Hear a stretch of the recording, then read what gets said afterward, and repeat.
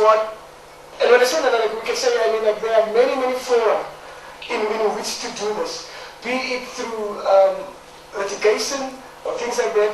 Like we all know, like, though the Constitution provides for referendums and this kind of thing,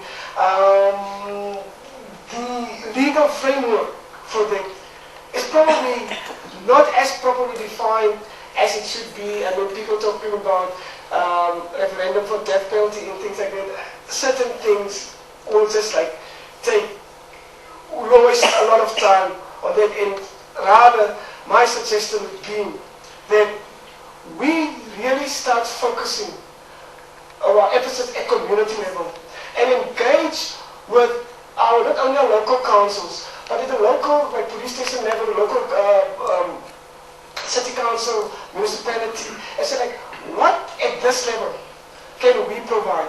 What can government agencies here provide towards victims of crime? How can we at the local level engage victims of crime and move from there? And then government, we talk about accountability and holding government to account. No, it's very, very difficult.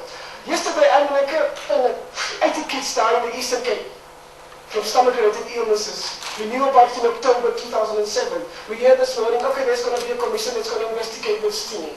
What is critically lacking is them saying, so what is going to happen with these people, the decision makers, should it be found that they neglected the problem, ignored it, so it's a problem of accountability. And the rights of victims ran so parallel with accountability that unless we strengthen our accountability mechanisms in South Africa, the rights of victims will always be subsidiary. But if there's no accountability, we won't be able to show it.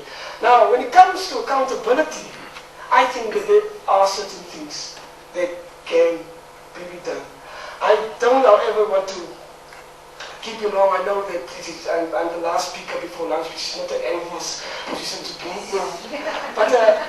But my thing is that the debate around victims of crime should be tied to the debate surrounding accountability. And that to me is a vital. And the Human Rights Commission, like, will do our part in terms of our mandate. Is that crime transcends like all the rights throughout the Constitution. We in the Human Rights Commission always say that our Bill of Rights can probably be only reduced to two things. One is securing greater inequality, and two, the elimination or the alleviation of poverty. Now, crime and alleviation of poverty has never been friends. Crime, in fact, is also the perverse effect. Now we know, as David has pointed out, that inequality probably has a direct result on crime across the world. If you look at some of the world's most unequal societies, those are probably societies that have low levels of crime. And people say unemployment plays a role, not that big a role. If that was the case, Gauteng in the Western Cape province will be the most highest criminal. The provinces were the most crime, provinces that employ the most people. And why is it that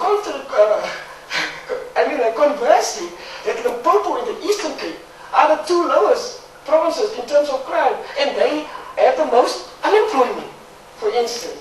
So I mean, like, it's just like looking at these things and so forth. And from the Human Rights Commission's side, I mean, like, we really want to say, like, what are the frame of accountability? What are the constitutional imperatives that ask upon accountability? And how, in a very, very concrete way, can we link these factors to look at that such a vulnerable sector of our community, victims of crime, and to some extent, we all are victims of crime. And look at it, that how we can come together with government and turn back the scourge of crime. Yeah, that's it. Thank you. Needless to say, I can in the future, but